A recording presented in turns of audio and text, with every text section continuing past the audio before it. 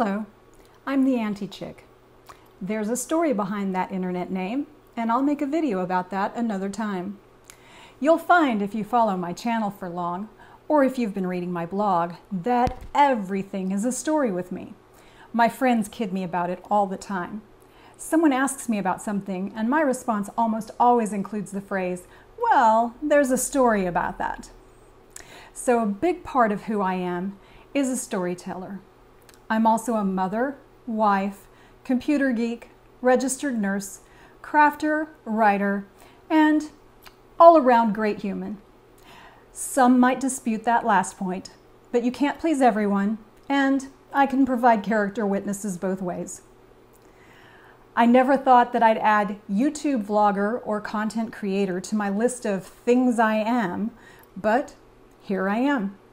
For the last couple of years, I've been watching more and more YouTube content on subjects that interest or affect me, and I've been motivated to start this channel to promote awareness of the challenges of living with chronic illness, because that's another part of who I am.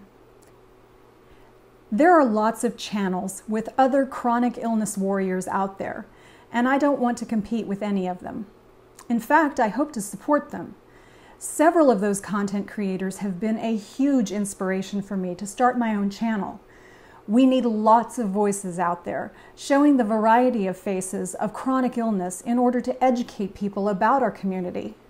We need to break down the walls in order to stop the discrimination that those of us with disabilities face in the world, from people being harassed in public spaces for using accessible parking or restrooms, people being taunted for using mobility devices in ways people think isn't right, to discrimination in employment or harassment at work for those with disabilities. It will only stop when more of us start speaking out. Too many of us have been silent when we are able to let our disability remain invisible. Now, I will devote an entire video to outlining my health challenges, but my current list of diagnoses is chronic migraine disease, autoimmune arthritis, fibromyalgia, irritable bowel syndrome, dysautonomia, and asthma. I'm also prone to irregular heartbeats and had a surgery for that, and I also had weight loss surgery due to the impact my obesity was having on some of those conditions. Wow, that's a lot, right?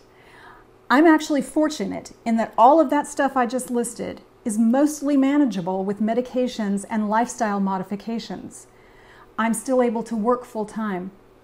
There's a trade-off in that I don't have the energy to have much of a social life or do much in my personal time, and I constantly feel like I'm wading through mud or playing catch-up on the weekends. I want to stress that my reality is very different from what many people who have the kinds of conditions I have face. And that's the point. Different people can have the same conditions to different degrees, and it can impact their lives differently. Someone can have my exact list of diagnoses, but they have symptoms that impair their life more, and then they can't work full-time and face a lot of challenges I don't. It doesn't make one of us right or another wrong, and it's not a competition. It's all just different situations. My story of disability and chronic illness is one that doesn't get a lot of exposure. Most of us who are able to work try to keep our issues quiet and not raise a fuss. We only ask for accommodations at work when we get to the point we absolutely cannot function without it, because we fear that once HR is involved, we will start being discriminated against. We don't want to be branded that employee who gets special treatment or rocks the boat. We try to cram our doctor's appointments into long lunches and skip actually eating so that no one knows we have so many doctor's appointments. We work through blinding headaches when we can't concentrate, pasting a smile on our faces because we don't want to ask to go home or to find an unused office to lie down and give our meds a chance to work. We work extra hard or take work home when we know that we've been less than 100% because we are driven to make sure our employer has no reason to think we're not valuable and because we don't want anyone to have to take up our slack. All the while, our energy reserves are prioritized for work because that's what keeps the bills paid, provides health insurance, and honestly gives us a feeling that we are productive members of society. Even though that thinking is 100% wrong, it's what we've been taught. Our relationships suffer, from our spouses to our children to our friends. If we ever were decent housekeepers, that stops. Home-cooked meals? Give me a break.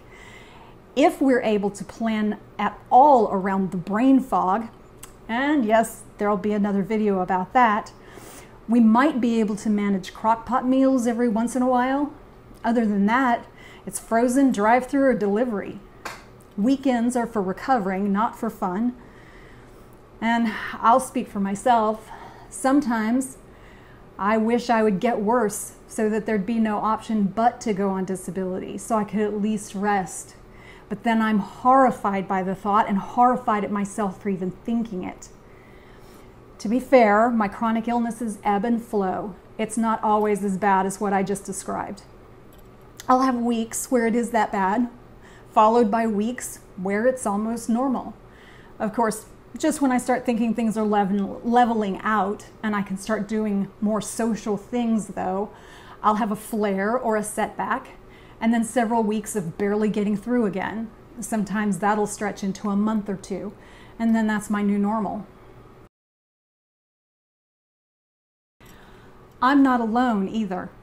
For the year 2017, according to the American Community Survey, almost 13% of Americans have some sort of disability. Of those disabled aged 21 to 64, an estimated 37% of them are working. In the United States, that's a little over 7.3 million people working with some sort of disability. Now, not everyone with a disability faces the same challenges I do, of course, but I'm in a lot of online and in-person communities with other people who have migraine, autoimmune arthritis, and fibromyalgia conditions, and many of us who are still able to work often relate the same or very similar stories and challenges. Several of my friends have overlapping diagnoses with me, and we commiserate together pretty frequently. So I'm confident in saying that my experience is pretty common, and this story needs to be told more often. So, welcome to my channel. It won't be all gloomy posts, I promise. I believe it's possible to live a pretty good life with chronic illness. I will be posting videos about the good parts of my life as well as the challenges.